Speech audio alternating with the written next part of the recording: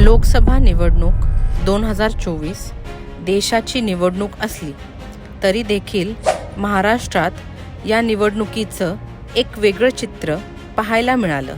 तीन पक्ष एकत्र येऊन लोकसभेची निवडणूक लढले आणि याचा परिणाम देखील पाहायला मिळाला। महाराष्ट्रातील लोकसभेच्या निवडणुका संपल्या आहेत, मात्र निवडणुकीमध्ये झालेले वाद अजूनही कायम आहेत। यंदा निवडणूक आयोगावर विरोधी पक्षांकडून गंभीर आरोप देखील करण्यात आले। आता एक माजी मंत्र्यांकडून तर थेट निवडणूक आयुक्ताचा खून करण्याची धमकीही पत्राद्वारे देण्यात आली आहे। काय आहे प्रकरण पाहूया या व्हिडिओच्या माध्यमातून।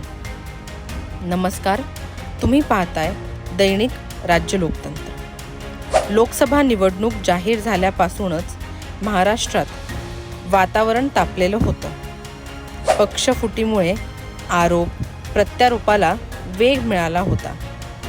त्यात बारामती, सातारा या ठिकाणच्या निवडणुका पार पडताच ज्या ठिकाणी EVM मशीन ठेवण्यात आल्या त्या ठिकाणचे CCTV कॅमेरे जवळपास 45 मिनिटे बंद असल्याचा आरोप सुप्रिया सुळे आणि आमदार रोहित पवार यांनी केला।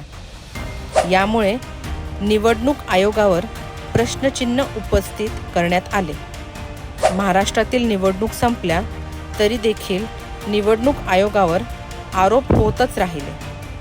त्यामध्ये आता एक धक्कादायक प्रकार समोर आला आहे। माजी मंत्री सुबोध सावजी यांनी मुख्य निवडणूक आयुक्त यांना खून करण्याची धमकी दिली आहे। माजी मंत्री सावजी यांनी पत्रात लिहिले आहे की महाराष्ट्रातील मतदाराच्या वतीने मी आपला गळा घोटल्याशिवाय राहणार नाही। EVM मशीनमध्ये घोटाळा करून काही फेरबदल केला तर मी मुख्य निवडणूक आयुक्तांचा खूनही करेन, असे धक्कादायक पत्र लिहून मुख्य निवडणूक आयुक्तांना माजी मंत्री सावजी यांनी धमकीच दिली आहे। यावरून मंत्री सावजी यांच्यावर गुन्हा दाखल करण्यात आला आहे। ज्याप्रमाणे या निवडणुकीत भरपूर गोष्टी पहिल्यांदाच पाहायला मिळाल्या, त्यात एखाद्या निवडणूक आयुक्ताला जीवे मारण्याची धमकी देखील पहिल्यांदाच घडते। तुम्हाला काय वाटतं, एखाद्या निवडणूक आयुक्ताला अशा प्रकारे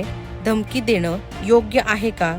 कमेंट करून तुमचे मत आम्हाला नक्की कळवा आणि जर लोकतंत्र चॅनलवर नवीन असाल तर चॅनलला सबस्क्राईब करायला विसरू नका। धन्यवाद।